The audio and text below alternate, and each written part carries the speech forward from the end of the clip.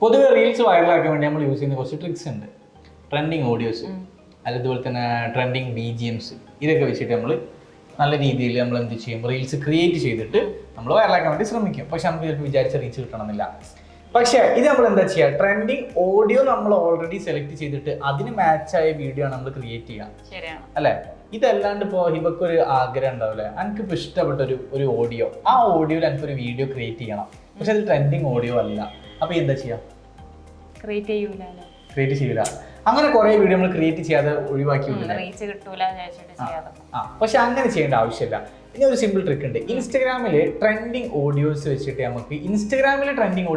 നമുക്ക് videos create ചെയ്യാം.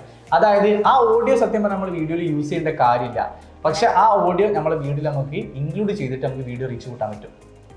എങ്ങനെ അറിയോ? ഇപ്പോൾ ഇൻസ്റ്റഗ്രാമിലെ റീൽസിന്റെ ഫീഡ് എടുക്കുക, റീൽസിന്റെ സെക്ഷൻ എടുക്കുക, അതിന്റെ ഏറ്റവും കോർണറിലായിട്ട് ഓഡിയോ സെക്ഷൻ കാണാൻ പറ്റും, അല്ലേ? ആ ഓഡിയോ എടുത്തു കഴിഞ്ഞാൽ ആ കംപ്ലീറ്റ് ഓഡിയോ ലിസ്റ്റ് കാണാം.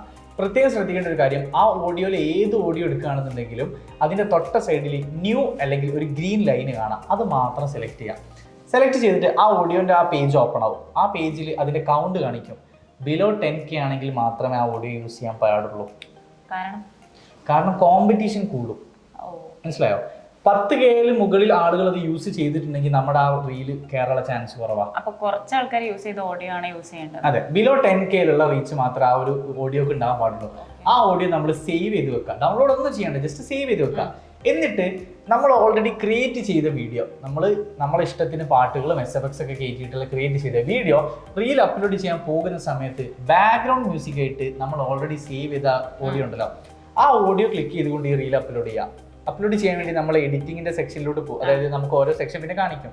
ആ സമയത്ത് ബാക്ക്ഗ്രൗണ്ട് മ്യൂസിക് ആയിട്ട് കൊടുക്കുന്ന ഈ ട്രെൻഡിങ് ഓഡിയോന്റെ വോളിയം കംപ്ലീറ്റ് കുറയ്ക്കാം.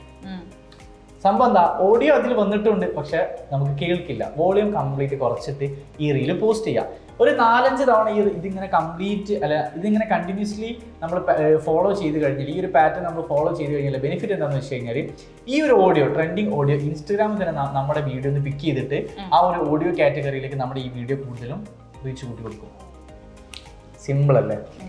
നമുക്ക് ഇഷ്ടമുള്ള സിമ്പിൾ ആണെന്ന് വെച്ച് കഴിഞ്ഞാൽ അതായത് നമുക്ക് ഇഷ്ടമുള്ള ഓഡിയോ വെച്ചിട്ട് നമുക്ക് വീഡിയോ ക്രിയേറ്റ് ചെയ്യാം. എന്നിട്ട് ട്രെൻഡിങ് ഓഡിയോ നമുക്ക് ഇതിൽ യൂസ് ചെയ്തിട്ട് വീഡിയോ റീച്ച് കൂട്ടാനുള്ള ഒരു ട്രിക്ക് ഉണ്ട്.